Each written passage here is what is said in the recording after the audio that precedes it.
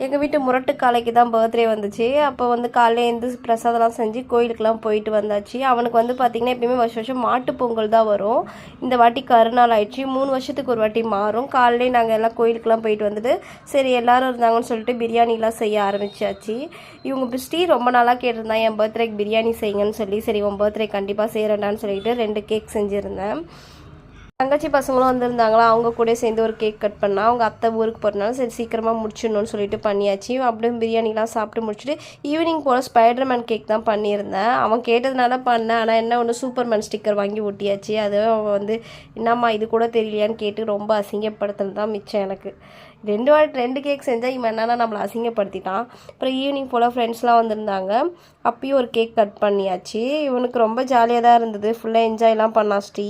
நான் full video போட்டிருக்கேன், மறக்காமல் பாருங்கள். வீடியோ பிடிச்சா லைக் அண்ட் ஷேர் பண்ணுங்கள். நெக்ஸ்ட் வீடியோவில் பார்க்கலாம். பாய்.